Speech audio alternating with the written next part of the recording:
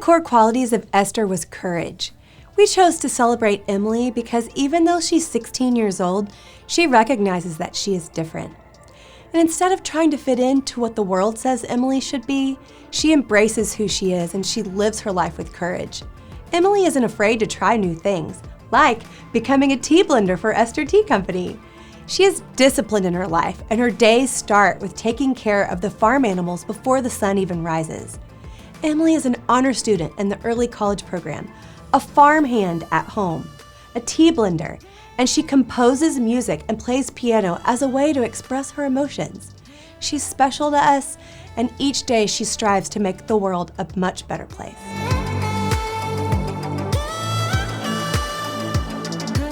So it was exciting to me to have you come aboard with Esther Tea Company. And there's so many things that I want to talk about with you because I'm just proud of you. In the end, I want to tell you what you mean to me, but I want to start with you just talking to me about your love of music. My love of music? Yeah. So I've been playing piano ever since a very young age. I was like 5 when I started playing piano, right?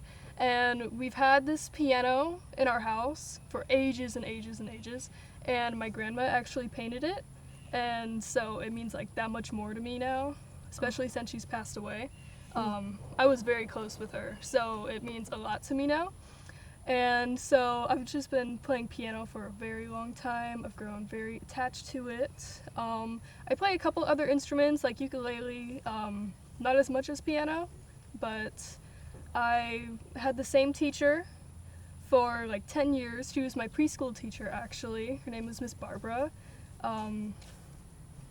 What about composing music? Composing music. Is it the same as playing?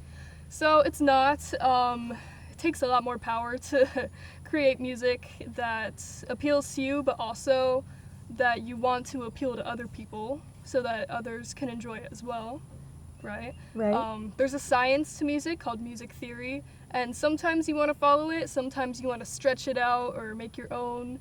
A good blend of both is really nice. Just like tea. Just like tea, yeah.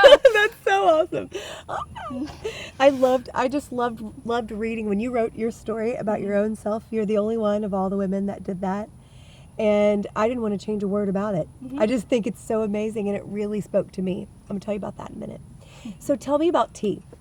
Tea. So Yes.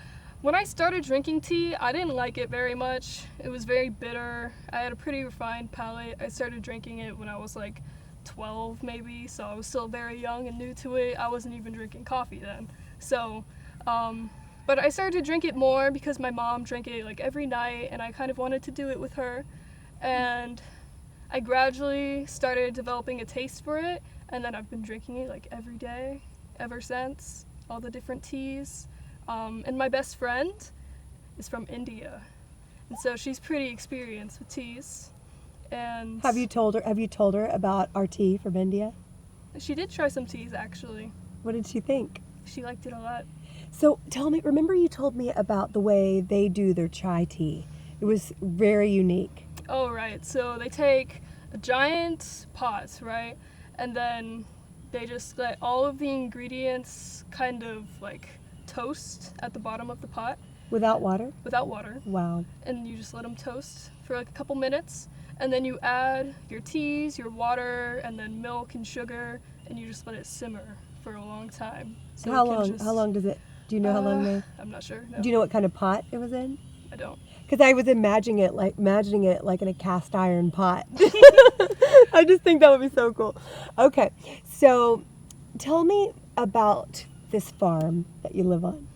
So we actually got chickens like a month after we moved into here, like 3 years ago. And it's just been growing and growing and growing. And it's a lot of work. It's a lot of work, but it's very, very rewarding. What's rewarding about it? It's like, so you get to care for all of these animals. You know that they're happy. You know that you're happy because you get a lot out of it. You get like the eggs, you get the experience with the animals too. Like there's just a lot of peace and positivity that comes with it. Oh, I love And then that. all of the nature that surrounds it as well, and how the animals interact with the nature. So we'll have deer come out, and they'll kind of like check out the goats and the donkeys. Tell me about the guinea fowl So again. the guinea fowl, there's different colors. One of them is purple. You called it something. You said it's so one of them's like a royal purple and brown, and then we have two that are like a very light blue lavender color, and they look kind of like dinosaurs, and they have That's horns not what on you their said. head. You said a purple dinosaur. What did you say? How'd you describe It's it? like a purple dinosaur chicken. A purple dinosaur with a horn out of its They head. do have horns on their heads, yeah. That's so cool. What does it take to run a place like this? It's a lot. So if you want to travel or go on vacation, you have to keep in mind all the animals that need care every single day. Right. There's a What time lot. does the day start?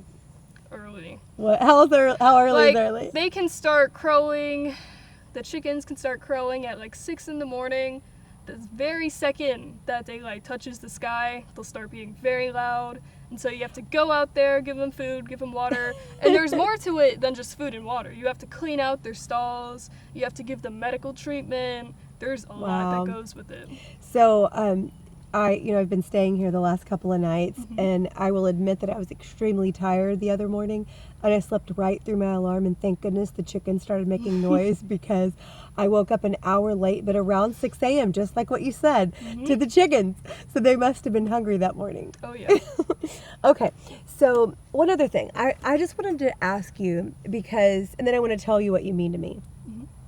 So, do you feel like you're different? I do. I find it hard to communicate to people. That's a big reason why I kind of fall back on music, because even just through playing the different notes can mean different things to me. It helps me like express my emotions better and my thoughts. Even if there's no singing in a piece that I do, just the different rhythms and all the notes, every specific little beat means something. Okay, so what about when we're blending tea together? When we're blending tea, it's very similar to that. Right. Because like ingredients do have like different, not meanings, but like feelings to them. Yes. So like some are sweet. Like there's different types It's of sweet, true. you know. There's like all these different profiles. It's very true, and you could just kind of be. When we get in there, I get lost in time, and I just enjoy. It's my It is my happy place. I mean, and somebody walked into our lab the other day, and they said it just smells happy in here. I was like, yeah, that's because tea is happy. Okay, so I want to spend the last bit of this time just telling you how much you mean to me, because in a crazy twist of fate, the whole premise of Esther Tea is to inspire others to tell their stories. And when I got to know you, it's rare for someone to affect my life the way that you have. So you, as a human being, have changed me as a person. Really? Yes. And I see myself a lot in you. So it's really helped me to understand me better as a child. And so I guess more than anything, I just want you to know how special you are and how lucky I am to get to work with you. That's really sweet. Cut. Let's go look at animals. Okay.